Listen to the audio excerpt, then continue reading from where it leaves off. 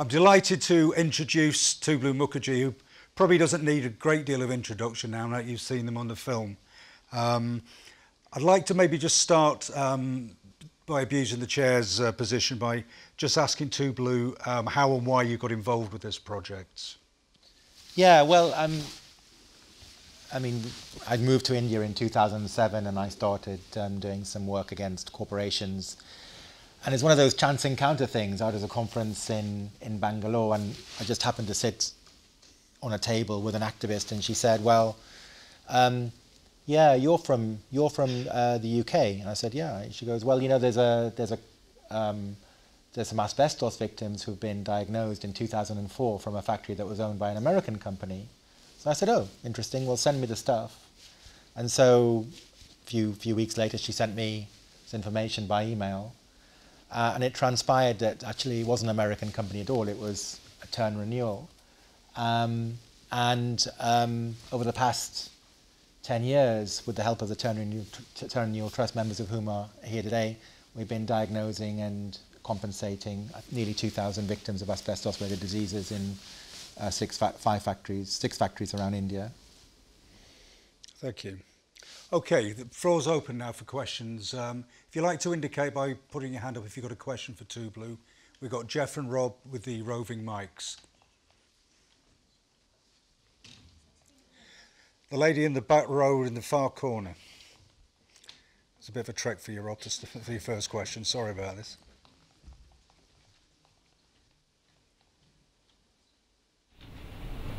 Hi, just wondering, do you think you've made any indentation into all of this? Do you think you've made any improvement? Well, I mean, in the Indian context, we're starting from a very low level. And it's a question really, I think, of statistics at the moment. The Indian government and the asbestos industry survive by saying, well, look, where are the asbestos victims? And before we started this process back in 2009, there were 50 diagnosed cases of asbestos-related diseases in the entire country. And now there's more than 3,000 or 4,000, including the work of other people around India. I think on a micro level, there's been change, and I'll give you one example. 5 years ago in this village in Kaimur, when we first came to Kaimur, people were using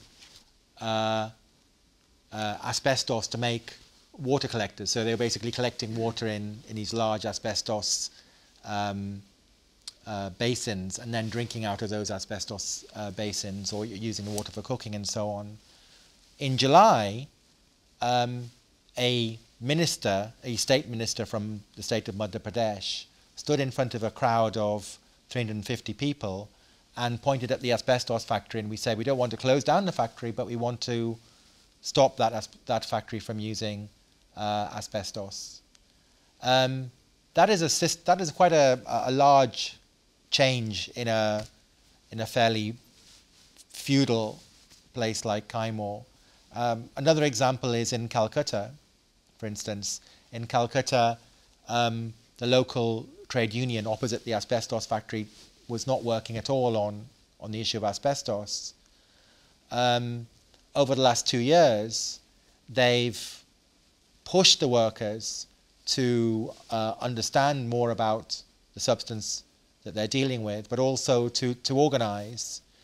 And now there's huge pressure on the company to restrict and to tell the truth. Now we have medical camps which are diagnosing people. So people are gaining knowledge and gaining awareness. In fact, now the company is trying to take action to try and buy off some of the workers. So today there was a big dinner that was organized by the company, and the trade union said we're boycotting it. So it's incremental steps. But we hope with this film, so one of the plans with this film is to get it translated, dubbed into Hindi, Bengali and Tamil, which are the three sort of large speaking languages in India, and get it shown around India among politicians, but also among affected people like this, and use it as a campaigning mechanism. That's the real value. It's not seeing me kind of a bit overweight and so on in the film is of no practical use. But if we can use this film as a tool, and next year is election year in India, and the BJP, the current governing party, and the Congress are more or less neck and neck, it would seem, in most states in India. And so we can use this film and this campaign to put pressure on to make some signs to ban asbestos in the future. Another question. The man there in the second row down. Thank you. Thanks. Having Ethernet, have they paid anything at all in India to assist with the clear up, or paid any compensation at all to asbestos victims in India? Ethernet, no. And that's really one of the focuses of the campaign and this crowdfunding campaign. This factory is 300 kilometers from Bhopal, which is synonymous, obviously, for the largest industrial accident. 20 or 30,000 people were killed. And so we're having a campaign called Kaim or Slow Motion Bhopal. And what we basically want to do is we want to file a case against Eternay and say to them, look, you may have left the country, but under Indian law, you're still strictly liable, at least for some of the cleanup, some of the cost of the cleanup, if not all of it. And then use that as a sort of focus for highlighting not just asbestos pollution, but toxic pollution, because obviously, as you know, India is a country where there's huge toxic pollution, different types of toxic pollution. So in answer to your question, no, but we hope to get some. Thank you. Another question. Is the lady right the back row on the right there? Thank you. Hi, thank you. Happy birthday. Thank you. He's promised to take me out for a drink later. That's the I'm wondering, what do you think at the United Nations? Is there an impetus for a binding legal treaty on businesses and human rights? I'd like to know your thoughts. Yeah, well, I mean, I think one of the things that Breathless exposes is the difficulties which ordinary victims have in getting remedy, either in an advanced legal system like Belgium, or more so in a not so advanced legal system in the Indian context. I mean, when we've been looking at taking cases, we've seen the barriers that exist in victims taking cases against corporate human rights, serious and gross human rights violations like these. So, for instance, under the Belgium system, you have a system where you have to pay, well, in a case like this, you'd have to pay the company's costs into court, which we calculated for the number of people that we're talking around, €500,000. Now, obviously, this economic class of people couldn't afford €500,000, and so you're immediately faced with a significant barrier to take a case in Belgium. In the Indian context, you may not have the cost issue, but you have the issue of corruption, and you have the issue of delay, and you have the issue of implementation and enforcement of court orders, which we're facing in another case. So something certainly has to be done in relation to making corporations more accountable, and this whole binding treaty campaign, or this process that's going along, will, we hope, bring about a treaty that will make it easier for people in their home countries to take cases against foreign corporations, but domestic corporations as well. It is extremely important, obviously, because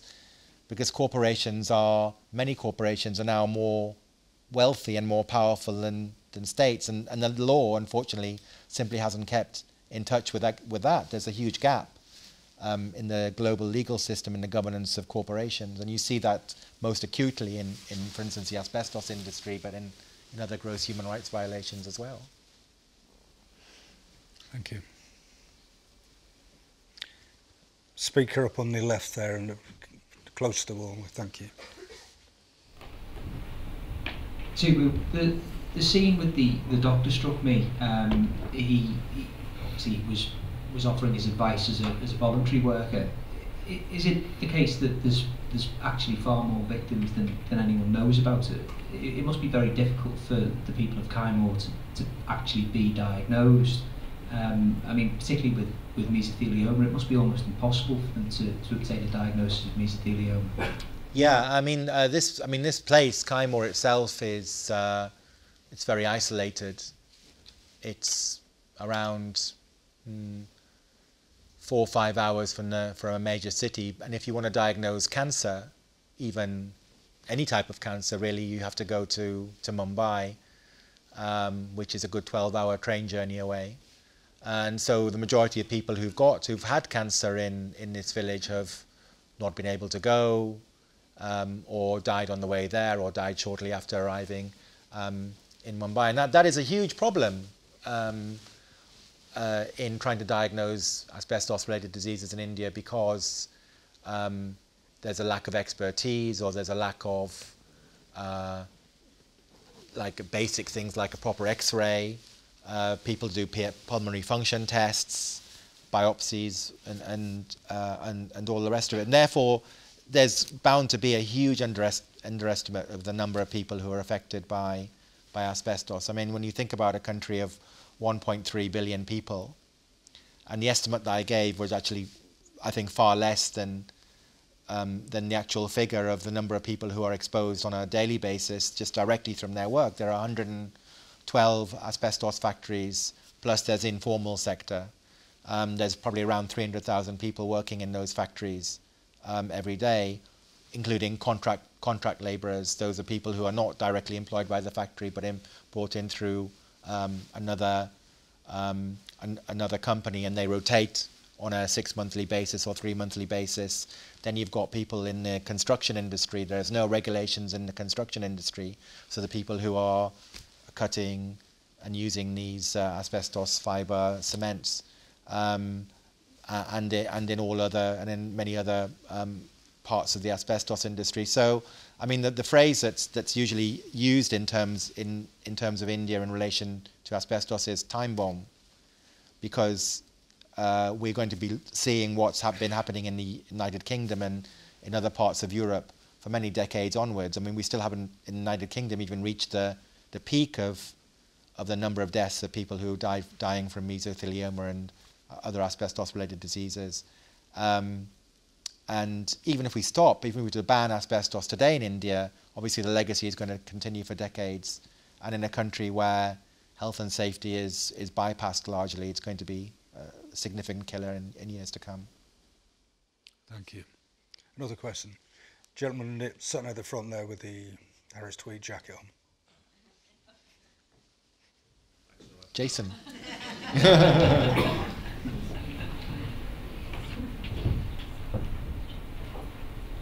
Thank you for telling a very, very important story in a, quite frankly, a beautiful way. Very, very personal. It wasn't me. I've also thanked the producer and director a few weeks ago. I mean, I know I said, you've really done a great service to us by making this rather unattractive film in the sense of asbestos is never going to pull audiences, but in an attractive film, but a very important film. I mean, it truly does show that history is repeating itself. What started here in Britain is being perpetuated throughout the world, India in particular. There was one phrase used in the transition from the European story to the Indian story, saying that the Western companies, as a result of compensation payments to asbestos victims, became bankrupt. I would suggest that there's a more sinister answer to what happened, and that, in terms of sinister, they didn't fold because of asbestos compensation payments. It was a drop in the ocean compared to the turnover and profits. It was more sinister and very, very targeted, especially by the American companies who went into Chapter 11. And I suppose that's the danger of what could happen in the years to come in other parts of the world as well, that these people will get away with murder and take the money with them. The reason why hope you don't think I'm nitpicking, but the reason why that I think this is important is that in communities where there has been asbestos production, some people feel incredibly guilty or feel as though they've let the community down. But the other side of it is if communities are told that through legal cases people lose their livelihoods, that's one of the reasons why they keep quiet. That certainly happened in Rochdale, and I've seen it in other places as well, where the asbestos industry was the biggest industry in town. That said, what you've done is an incredible witness to a very, very important issue. My question is this. Rob Moore. First of all, I think we'd all love to know what's happened to him, but secondly, as a side question, given his personal involvement regarding especially what's happened in your story, do you think that perhaps with his £400,000 fee, he might find a small amount of money to help pay for a clean-up of at least one community? Well, I'm able to say that I mean, it was a naively, I think I probably knew maybe that, you know, corporate spying went on, but never thought it would happen to me. And it was a bit of a shock when we all found out, you as well, Jason, that someone we thought was a genuine activist, and at least in my regard, a friend, turned out to be spying for the asbestos industry. So I think I'm able to say that a group of us took a case against Rob Moore and the company that he was working for, K2 Intelligence, which is, as you may have heard, is a transnational corporate spying agency. And that case we took in November 2016, and it settled last week. And it settled for some compensation. How does Rob Moore figure in all of this? Well, I think he backed a bad horse. I think he's paid a lot of money in legal fees. That's what I would assume. He's paid a substantial amount of money in legal fees, and he's completely sullied his name. I mean, I doubt he's going to be chosen by the corporate spying agency to spy again with his reputation. But yeah, I mean, it's something that, you know, that we have to be vigilant about. The asbestos industry is a criminal industry because they exist on lying to people. They exist on lying to people. They lied about the safety. I mean, we've seen the documents that went between the large asbestos companies that you talk about, the John Mansvilles and the Federal Moguls and the Etonets and the Turner and Newells, saying we can't disclose the risks to health of this substance and our products, because if we do, nobody will buy it, and therefore we will not tell people the truth. We will not put warnings on products. In India, companies said, well, to workers, well, look, there may be some health problems, but if you drink milk or you take molasses, like sugary syrup, you'll be okay. Or later on they said, asbestos-related diseases are a Western problem. Indians are immune to it. You know, it's safe. They use brown and blue asbestos, where we're using white asbestos. It's a completely different ball game. So you know, in Calcutta, they stopped the workers from organising independent medical camps to diagnose asbestos-related diseases. 50% of the workers that were screened in that medical camp were diagnosed with asbestosis. So I mean, it's as you say, it's history.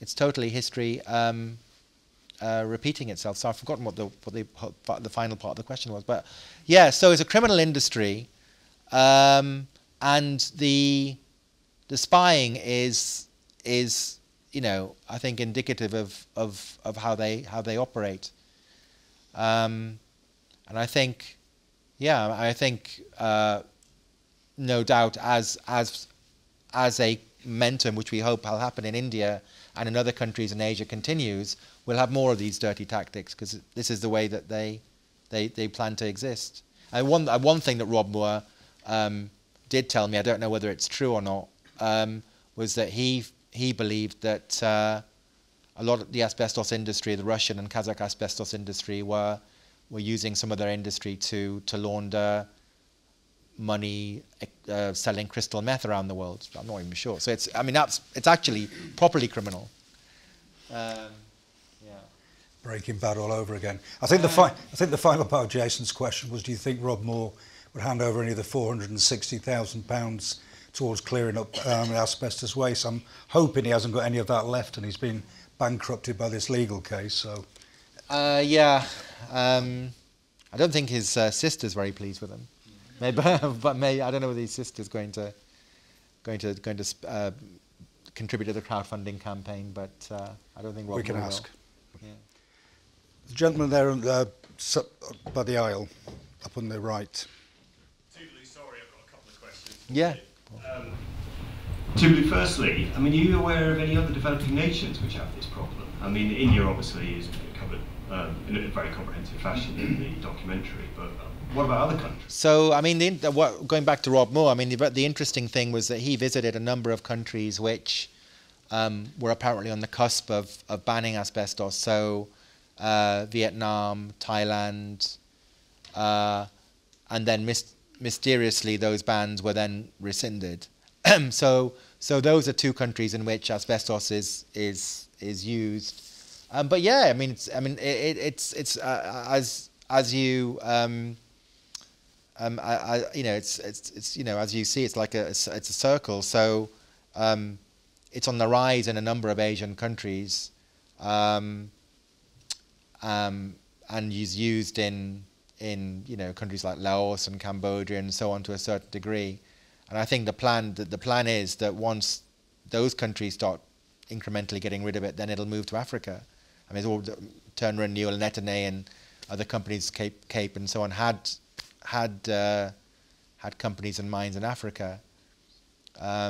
One of which is being reopened, actually. The mine in Zimbabwe, which is formerly Turner & Newell, is being reopened by a local operator, and their plan is to export it to India. But yeah, so yeah, it is. Yeah.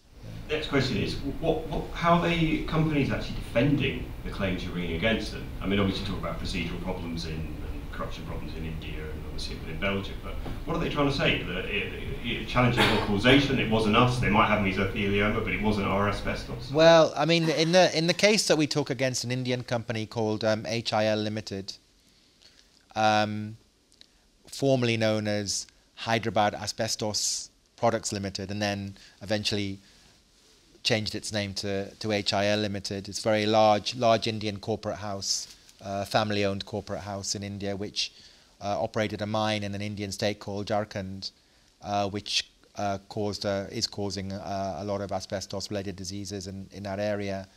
I mean, their defence was, yeah.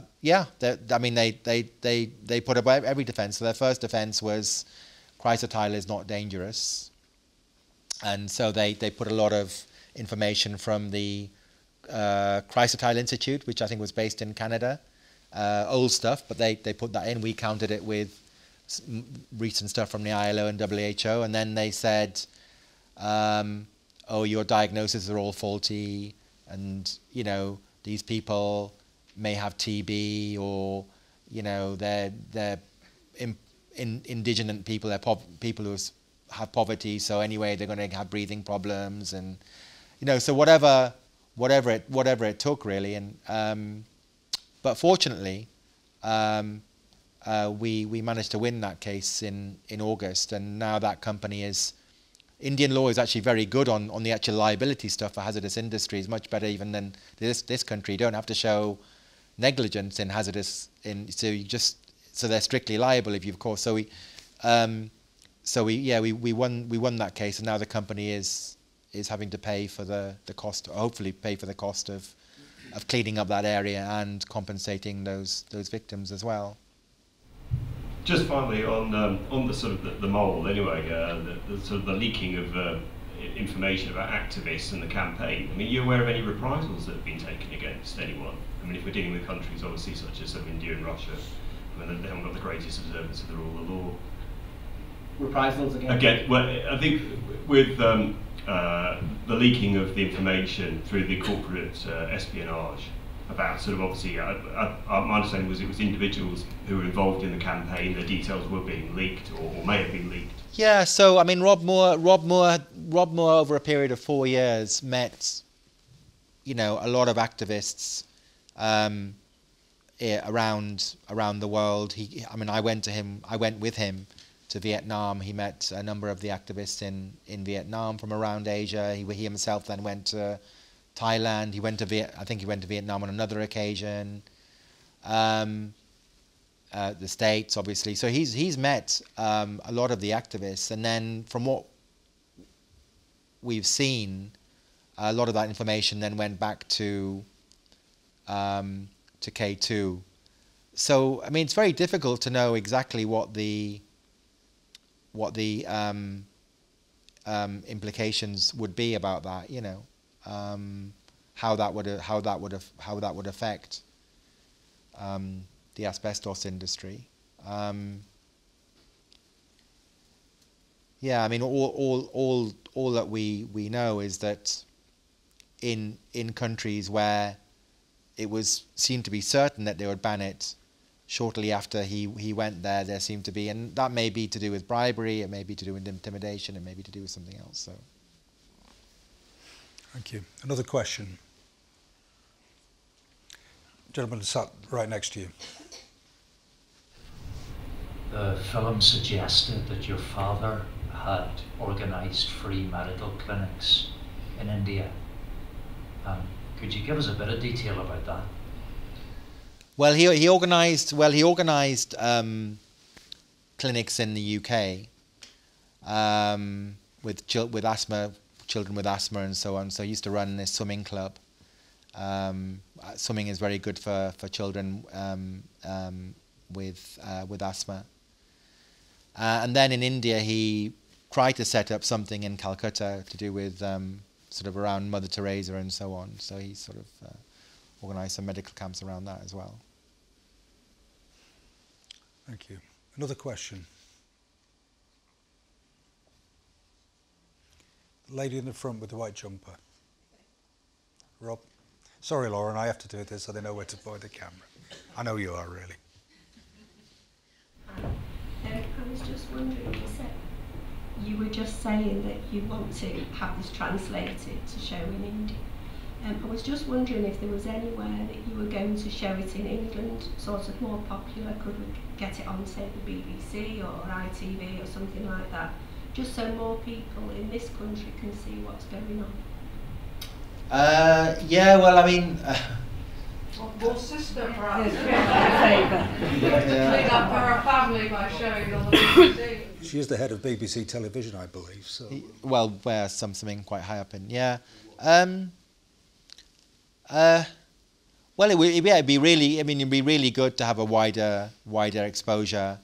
I think the producers are looking to get it distributed. I mean, they've signed a contract with a distribution company to try and get it in to other countries in Europe, and maybe other countries in Asia as well. And I think Human Rights Watch are going to show it in their festivals in London and New York and Toronto. I mean, my focus is to show it around India, and so I'm not really focusing on what people are doing in terms of these countries because yeah, I mean, like I said, I think the impact of a film like this is much greater in countries where an industry is growing than it would be in a country where people already know the dangers. Yeah. got a speaker here in the second row. Thank you. You mentioned about the general election that's coming in India. I can't remember exactly when that is. Yeah, April. Yeah. Have you had any response from politicians of any of the parties, and whether you've got any sort of contacts amongst the political parties or the higher echelons of the trade unions? Do they have any role in politicians that might at least get a dialogue or some sort of discussion going at that level about restricting asbestos, banning asbestos, providing alternative jobs if asbestos was going to be banned? Well, the Indian politician is a very strange beast.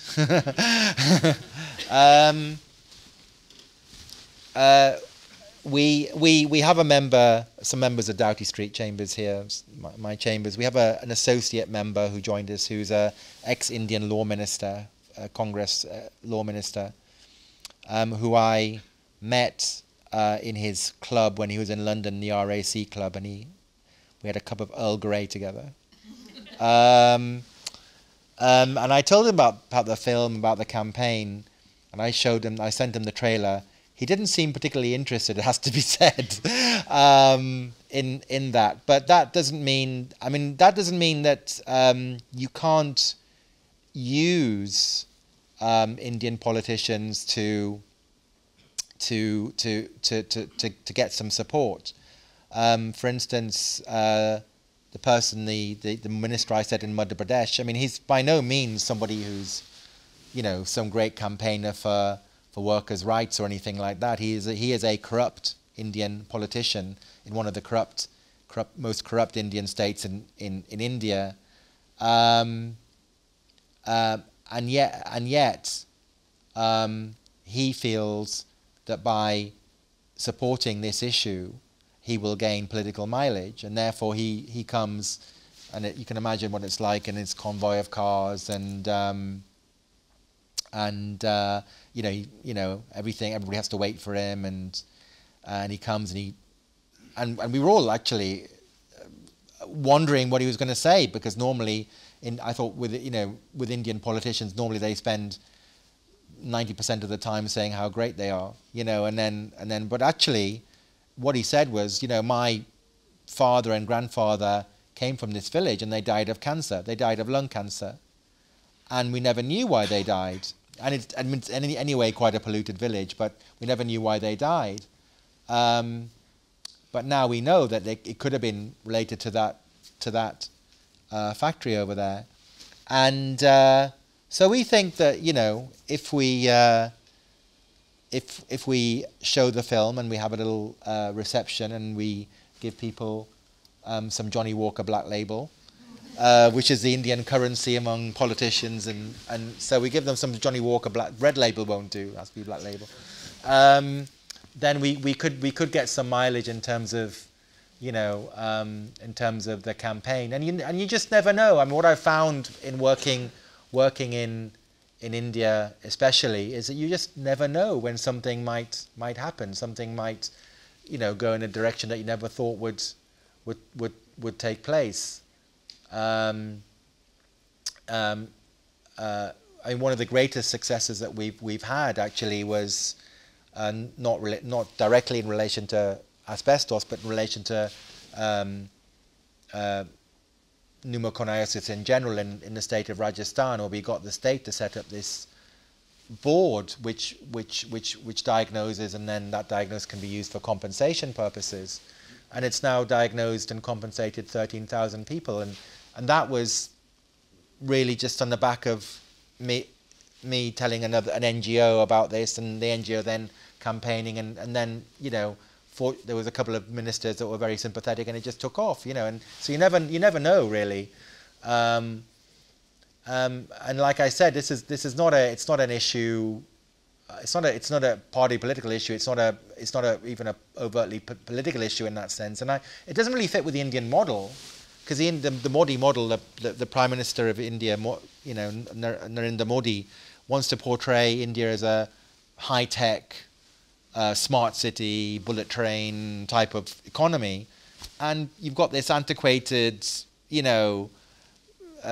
industry which has been, you know, found to be dangerous since the 1930s, you know, which has been banned in nearly 60 countries in the world. You know, it doesn't really fit with that model.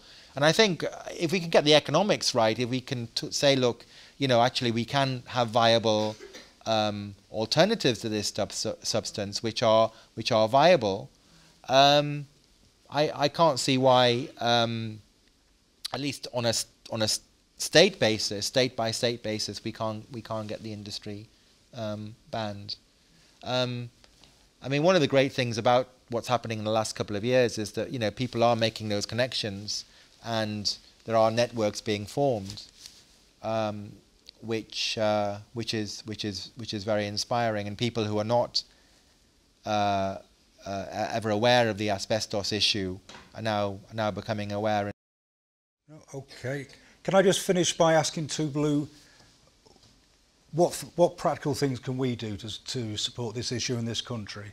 India seems a long way away, but is there anything that we can do to help this campaign other than showing this film? Well, I think that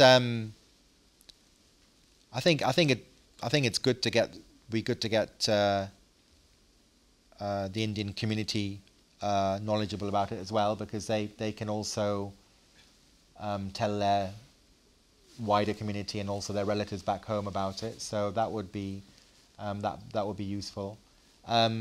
I don't know whether anybody is in a constituency with a MP of Indian descent, but it might be worth writing to them about it, and they could maybe raise it in. I mean, there is a Anglo-Indian business sort of group, MPs group, which you know, which could raise the issue in amongst Indian MPs as well.